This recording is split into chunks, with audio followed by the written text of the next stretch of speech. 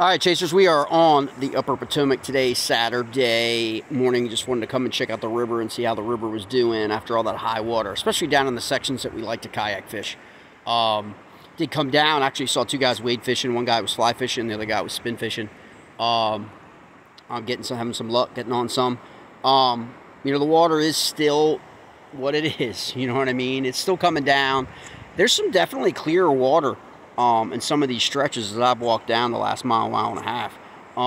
Came down to our section, which is between the lock and Pennyfield, where we like to launch kayaks. It's a lot less traffic. You just have to bring your kayak down the towpath, you know, on your cart, and you basically are.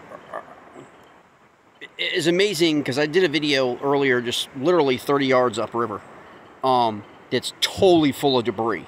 Okay, we're around some really good spots, just totally full of debris now that have been come down over the dam. The dam's got some stuff stuck on the top of it at Old Dam 2.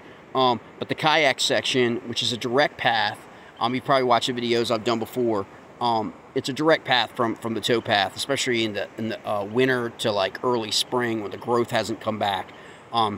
We usually keep it clearly marked, but this is the area we launched from here, which is below. It's at a place called the Breaks. A lot of people call it the Seneca Breaks. On the Maryland side, I'm on the Maryland side. The Virginia side is all the way over there. And that gap right there, that gap that's right behind me, okay, is a really, really great spot to like cut through to get over to the Virginia side.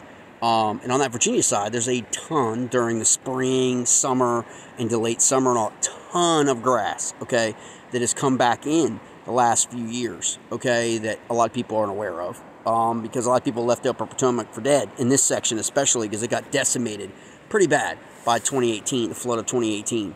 But you can see just how high water here, what happened just in this section with the amount of debris, the amount of debris that has come down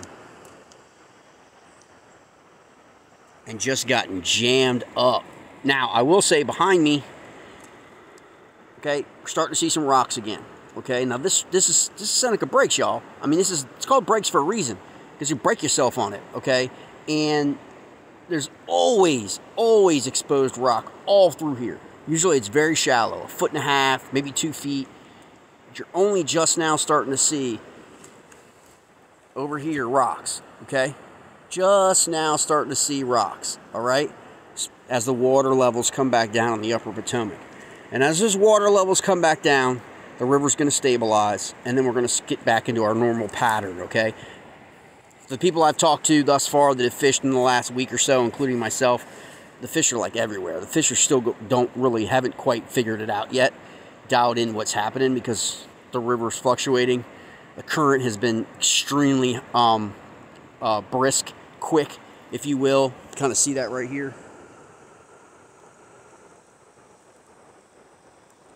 Now that's normal for this section, of course, because we're starting to, that elevation is starting to change. So that water flow is picking up momentum, driving down towards, you know, the District of Columbia, okay? Well, Great Falls first, and then beyond, okay?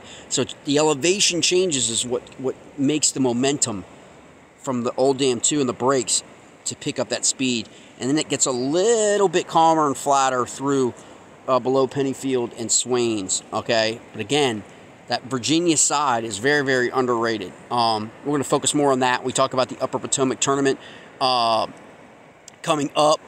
All this will be inbounds for the Upper Potomac all the way up, okay, to Harper's Ferry and all the way down to, you know, probably Pennyfield is probably, because a lot of people like that section. It was intended to be Seneca Landing, which is actually up there above Old Dam 2. We'll have a conversation about that if people want to make it inbounds down towards Swain, because there's camping at Swain's, Pennyfield, all the way up to Canal Lock. We can make that whole section in play, you know, depending on the conditions of the river at the time, we get to that point. But don't forget, we've got New River on March 30th. We've got the James River in April. And then we will be on the Shenandoah in May. So those are the first 3 single-day events.